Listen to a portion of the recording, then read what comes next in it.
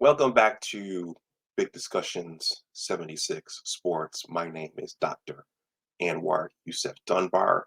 If you see fit, please like, share, and subscribe. Shout out to Bo Lytle. Respect is earned. If you want to support the channel in any of the ways that I've described up to this point ad nauseum, that information is below in the description box. So I'm going to just jump right in. Let's get to it. Well, everyone, this is Michigan State Week. It's the annual battle for the Paul Bunyan Trophy, and I just wanted to get in here and give a quick pregame prediction. It's going to be a night game on Saturday, so I don't know if I'm feeling daring. I might get in there and do a live stream afterwards or a pre-record afterwards, or I might just wait and do something on Sunday morning. Michigan State Week, the battle for the Paul Bunyan Trophy. I was just thinking of all the Michigan State memories that I have. My earliest memories go back to the Charles Woodson interception, the 1997 national title year. I saw that one from a distance as I wasn't a student at the university yet. When I got there, that was Tom Brady's final year. That was the year of the Lloyd Carr, Drew Henson, Tom Brady platoon system experiment. That was the Plaxico Burress, TJ Duckett game where Tom Brady almost led us back, but just ran out of time. A year or so after that, that was the TJ Duckett, Jeff Smoker clock debacle. A couple of years after that, there was the Chris Perry 50 carry game. Shortly after that, there was the Braylon Edwards heroic comeback game where Chad Henne was the freshman phenom starting quarterback, and when Drew Stanton shredded our defense early but went out hurt. There was the Mike Hart little brother comment.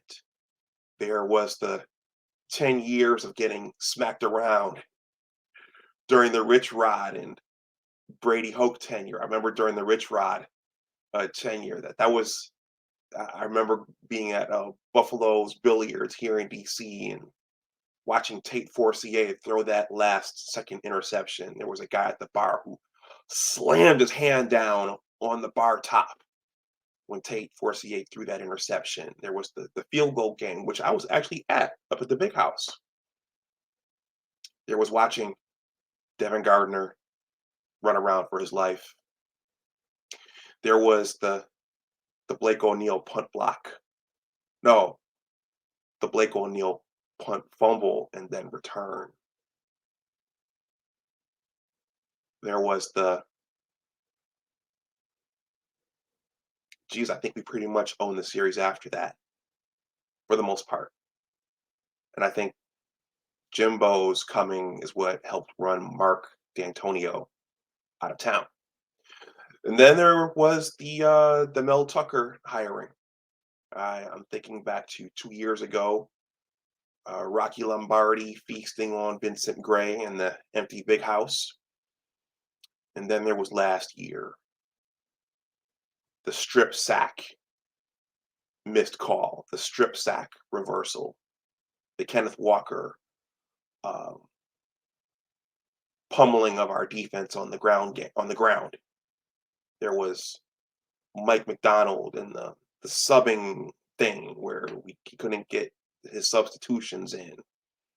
And then there was the JJ McCarthy fumble at the end. But this year is different. This year is different. I think this year Coach Harbaugh is going to get his first win against Mel Tucker. In this article here, I'm not going to read it, but I'm just going to share that Michigan. Let me load this up. I'm going to leave this article below in the description box in case any of you want to read it. Michigan is picked to win this game by 22 points. So we're picked to win by 3 touchdowns. Judging by the way Michigan State has played and judging by the way our team has played, I think that's pretty reasonable.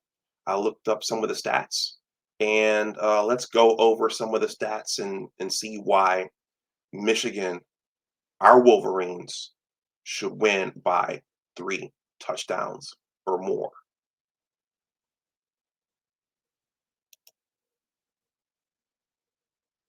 I want to quickly thank everyone who watched my Penn State reaction video. I was in Central America, so I didn't expect to see the game, and I likewise did not expect to create a reaction video, but things lined up just right, and I was able to.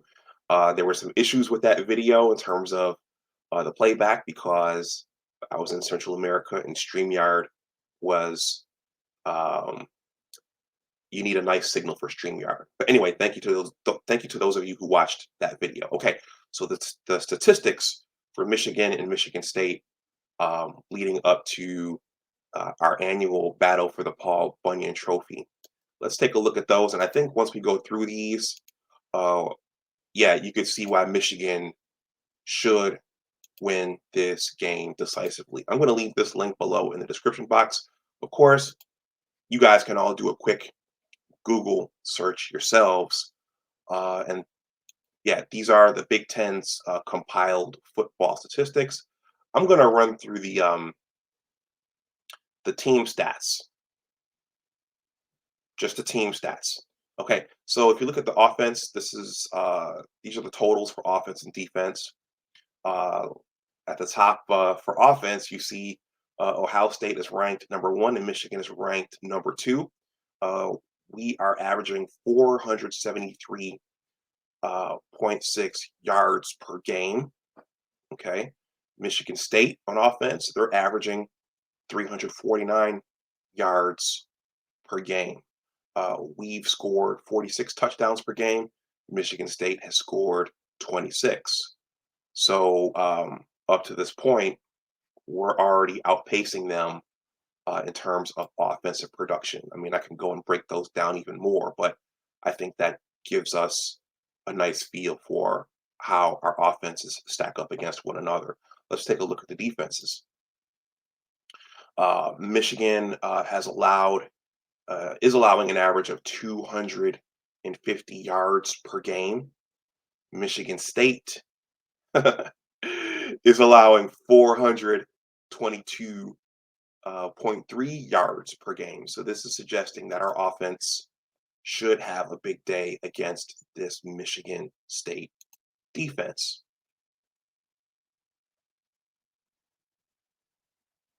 In terms of rushing, this is a busy website. Hold on.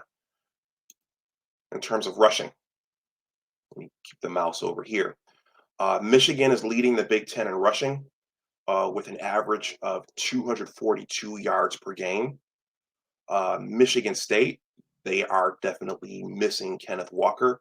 They're averaging only 106 yards rushing per game. So I think all the pressure is going to be on Peyton Thorne. Peyton Thorne, he got that lucky 4th down completion last year on that fade route. That helped keep them going in that game, in addition to the overturned strip sack. Can you guys tell I'm a little salty about that overturned strip sack? Aiden Hutchinson and David Ojabo, I think that would have permanently shifted the momentum of that game. Anyway, in terms of team defense, Michigan on average is only allowing 85.9 yards per game, if I'm reading this correctly. Michigan State is allowing 153.3 yards per game. So they're allowing twice as many yards per game as we are. Let me take a look back at, I'm sorry, that's rushing yards. That's rushing yards. So Michigan is allowing 86 rushing yards per game, and Michigan State is allowing 153 rushing yards per game. So Blake Corum and Donovan Edwards, they should feast on this Michigan State defense on Saturday. In terms of passing, okay, we're neck and neck. So Michigan is averaging 231.9 passing yards per game. Michigan State is averaging 242.9 passing yards per game, and our touchdowns through the air are pretty much neck and neck. Hopefully, maybe we'll start to maybe we can start to increase that number in this game. Maybe JJ with Michigan State's secondary, maybe JJ could put up quite a few touchdowns through the air in this game. So let's see. So in terms of passing defense, our Wolverines are allowing 164.1 yards per game, and Michigan State is allowing 269 yards per game through the air. So right there, looking at those statistics, JJ and our skill position players should have a big game on Saturday against Mel Tucker's Michigan State Spartans. I'm going to look at these defensive statistics, and then I'm going to wind this down. So sacks against. So Michigan has allowed 9 sacks up to this point. Michigan State has allowed 12. So those are pretty close. And then Michigan, we've sacked opposing quarterbacks 24 times, if I'm reading this correctly. And Michigan State has sacked opposing quarterbacks 17 times. So, but the yardage is significant as well. It looks like we've sacked opposing quarterbacks for losses of 173 total yards. Michigan State has sacked opposing quarterbacks for 99 total yards. So, in summary, it looks like the Wolverines, based upon the statistics, it looks like the Wolverines should, that prediction should hold true. The Wolverines winning by 3 touchdowns. And looking at this, I suspect more. The prediction, I think, I watched one of Johnny Olden's. Shout out to Johnny Olden. It was either Johnny or someone else predicted that Mel Tucker is going to attempt to, with his front 7, stack the box. So in other words, he may try to force JJ McCarthy to win this game with his arm. Well, looking at those statistics, and with our skill position players, our wide receivers, and our tight ends, and our running backs out of the backfield, and with the way our offensive line is playing, yeah, there should be no way that Michigan State could stop us. There should be no way that they will stop us, and they shouldn't even be able to keep this game close. But let me know what you guys think in the comment section below. Are our Wolverines going to win this one going away? Should the Wolverines win this one decisively? Let me know what you think in the comments section below. I know the Michigan State fans, I know some of them might come in here and say, no, we're gonna make this a close game. We're gonna pull the upset. But to my Wolverines, to my Wolverine fans, to the amazing Blue Nation, what do you all think is going to happen on Saturday? With that, I'm going to wrap this video up. Again, if you want to support the channel in any of the ways that I've described ad nauseum up to this point, that information is below in the description box. Please like, share, and subscribe if you see fit. Shout out to Bo Lytle. Respect is earned. And with that, everyone stay safe out there. Go blue. And as always, remember that your attitude determines your altitude. Take care, and I'll talk to you the next time. Bye-bye.